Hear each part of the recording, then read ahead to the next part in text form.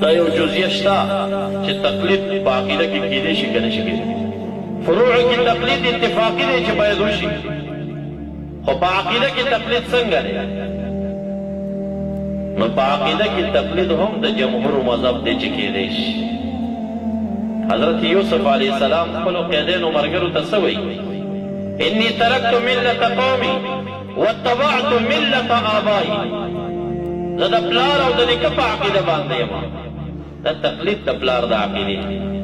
خو بیا بعضې محققین داسې وایي چې په عقیده کې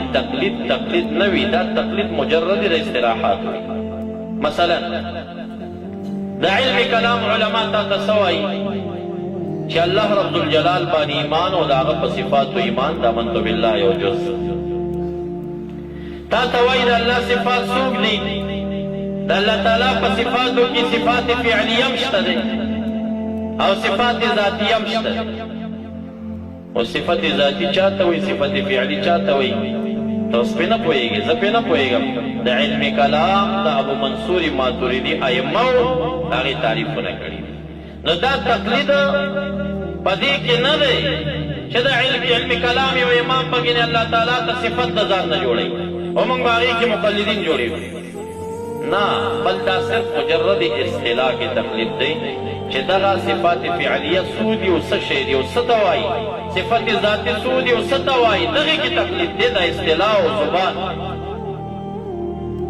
لکه قیدې د علم نحوي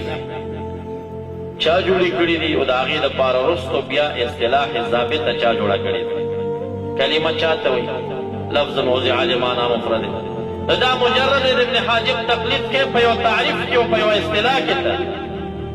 دلیل چې غواړي چې دا تعریف دې په کوم دلیل کړی دا دې چا نه نقل کړی دا چا ویلي چې دا تعریف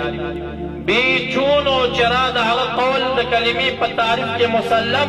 تسلیم قول غیر بلا دلیل هم دې ته تقلید ویلی شي خو دا تقلید فی الاصطلاح دا د نحو په ژبه کې تا تقلید کړی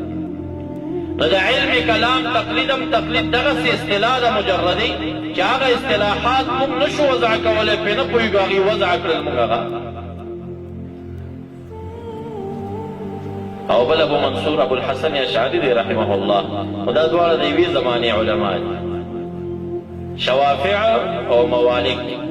په اصولو کې ابو الحسن اشعری پسې روان دي او احناف د ابو منصور ماتوریدي پسې روان دي د دې اهل السنه والجماعه څوارلس شرایط دي بعضې کمې علامې فروع پورې تعلق لري اکثر د دې علاماتو نه عقیدې پورې تعلق لري خو ستاسو عام فهمه علامه چې در وښایمه زر کاله وړاندې الفرق بین الفرق کې علامه بغدادي رحمت الله علیه د اهل السنه والجماعه په اجماعي اصل کې دا راخلي چې اهل السنه والجماعه به هغه جماعت وي چې اولیاء کرامو ته به کرامات مني